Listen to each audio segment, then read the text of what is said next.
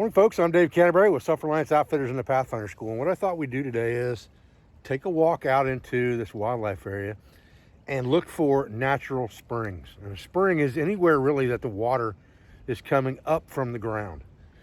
And a lot of times in areas like Southeast Ohio here, springs are created in karst topography. You've got a lot of limestone out here and you've got a lot of stone that is water permeable. So what happens is the water seeps down below the soil and into the stone, and then it can flow until it finds a place where there's cracks and fissures in the rock to come out of the ground again.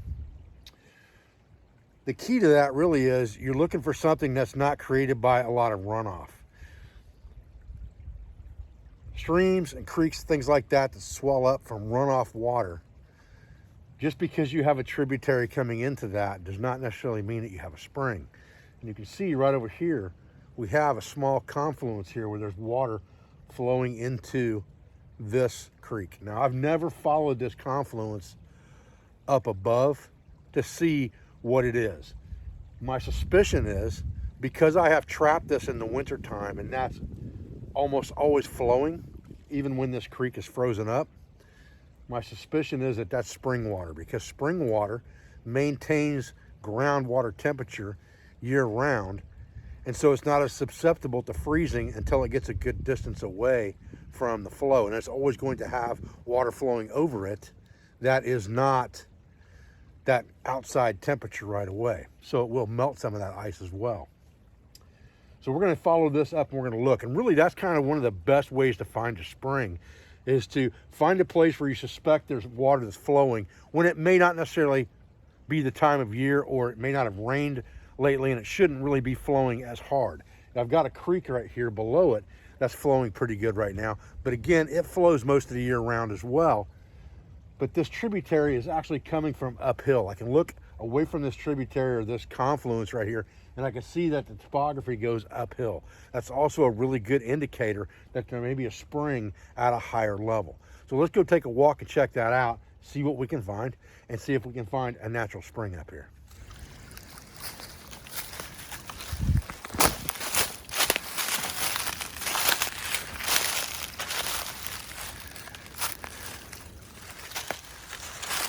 Really thick back in here. Probably be really hateful in about a month. So we've only come about 20 yards up from that, and it's starting to flatten out here into a small, what appears to be a creek bed. But I'm gonna follow it up anyway, because we do have elevation. It's still going up. So I suspect we're gonna find the base of this pretty soon. All right, so I went ahead and came uphill from that just so I could stay on the high side of it here instead of having to walk up a steep embankment to get higher as we go. And we're still following the same creek bed that was a confluence into the larger creek, and we'll see where it leads us. Okay, so I'm still on the high side of this, and one thing that gives me more confidence walking through this what looks like a creek bed is that there's still water flowing in that, but I also hit another confluence right here that's more of a drainage. And this drainage is dry, and it's definitely uphill. So that tells me that the water that's moving down here, that's coming from uphill over on this side, is probably coming from a spring. So we're gonna keep following this and see where it leads us. All right, so you can see this limestone outcropping, and that's that karst topography I was talking about. And those cracks and fissures are where this water can leach down in and come out of the ground. And we're still following the same creek bed. It's still going up in elevation ever so slightly. We're getting close to what looks to be the top. So I would say the beginning of the spring, if that's what it is, and I'm pretty sure it is gonna be not far off. Okay, I wanted to show you this. You can see this large limestone outcropping right here. And it's obvious that there's drips and seeps underneath there that are coming out to the ground and flowing down into this creek bedded area. You're starting to get a lot more stone visible as a base, more than sand and rock. It's solid stone that this water's flowing over now. And I think that we are really close to the base of the spring, which is right over here. I'm gonna walk over and take a look at that in just a minute. But I really wanted you to see this because this is a beautiful area right here. All right, so here's a really heavy overspill going down into that creek bed, down to that limestone overhang formation that we talked about. And it's starting to flatten out above that, but there's still water flowing. So we haven't found the source of this spring yet. But more and more things are pointing to the fact that it is actually a natural spring. So we're going to keep going. So here is one of the sources of our spring right here. And just above this, there is a ground seep that's spilling over above it. But the main source of this water coming through here is coming out of 2 or 3 holes right here in the ground.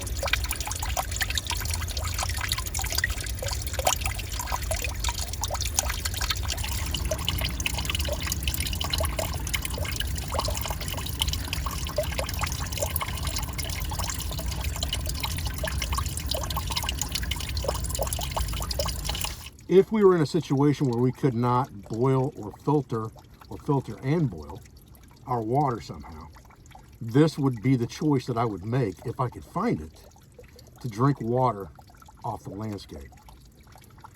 Depending on the spring and depending on the geological structure of the landscape, there can be lots and lots of beneficial minerals in spring water, which is why they call them mineral springs.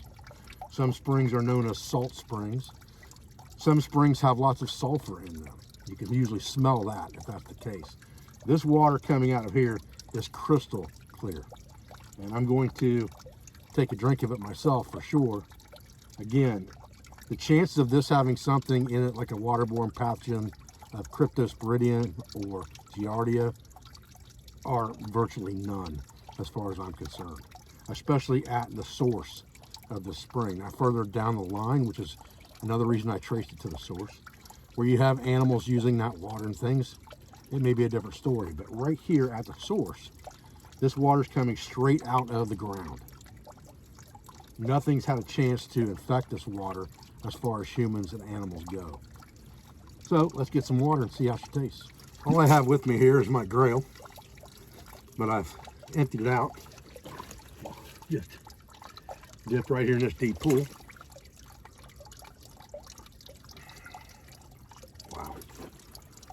Water tastes amazing. It's definitely, it tastes like bottled water. I mean, it's unbelievable.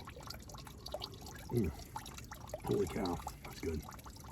All right, so now that we found this spring, the next step is to mark it on our GPS so that we understand where the location is at. I know this is only probably 2.5K straight line distance from my homestead. So it's another spring that I hadn't found before, that I can now mark on my map and know where it's at if I ever need the water. This spring has really, really good flow for a small natural spring. Spring flow is measured in magnitude, and that can change depending on the season and how much groundwater is permeating the soil, or how much precipitation is permeating the soil, and things like that. But this was probably about a magnitude 7 natural spring, which means it's putting out 2 pints to 1 gallon of water per minute. All right, I wanted to bring you back down here to this limestone seep. And you can see that water's got a lot of minerals in it from the color of it. Probably iron, if I had to guess. But an area like this could be a water collection point for you if you couldn't find the base of a spring and you're still looking for something that is a safer bet from human and animal pathogens. Something like this overhang, that water's permeating the inside of it. It's not dripping down the overhang, it's actually coming through the rock. And that's important to understand. It's not just flowing from the top and dripping down the rock. This stuff is coming from inside the rock, permeated through the limestone, and that is a good source of water collection as well in an emergency scenario.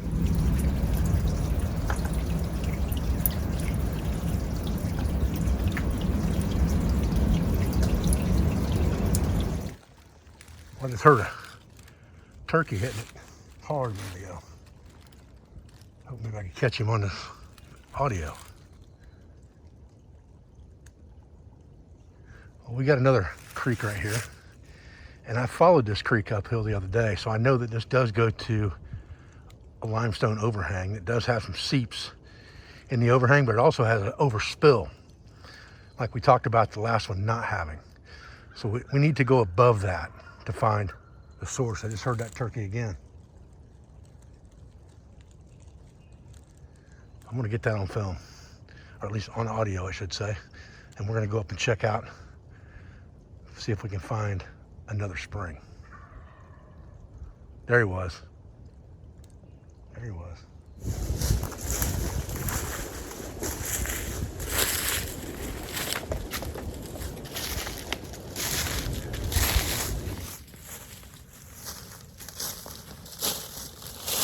Oh, this is that limestone overhang I was telling you about. That's uphill from the creek that we just walked up. There's a couple of underground seeps there and there. And this water is spring water. We just got to go find the source. But that's a really nice spot. Probably wouldn't collect water from there if I had a choice to go closer to the source. But I'd definitely take a shower right there. All right, so we're still following that same source of water uphill from that limestone overhang. We haven't gotten to the source yet. Pretty good long stretch of water there before it gets to that overhang. Probably a good 35, 40 yards from here.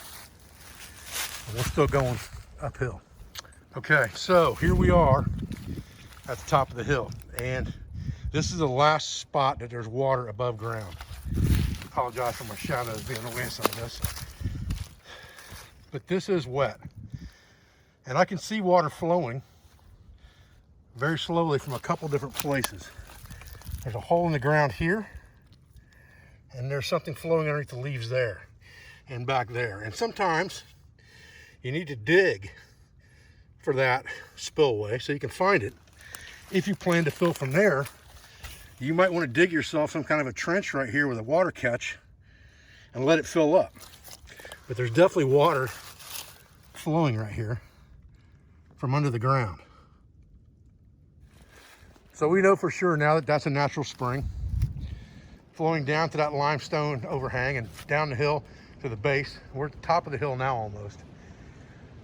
And this kind of topography where you've got rolling hills that go into valleys where water's going to naturally want to run. Any place there's an opening in this karst topography where limestone can let water leach out, there's a crack or a fissure from weather or from cold, and water can leach out, it's going to. And that's what causes these natural springs up here. And again, it's a very good place to find water if you need something that you don't have time or means to truly disinfect. All right, guys. Well, I'm Dave Canterbury from Self-Reliance Outfitters in the Pathfinder School, and I appreciate you joining me out here for another video today on how to locate and trace natural springs, that you have places you can collect water in times of an emergency if you can't filter or boil. I appreciate your views. I appreciate your support. I thank you for everything you do for our school, for our family, for our sponsors, instructors, affiliates, and friends. And I'll be back with another video as soon as I can. Thanks, guys.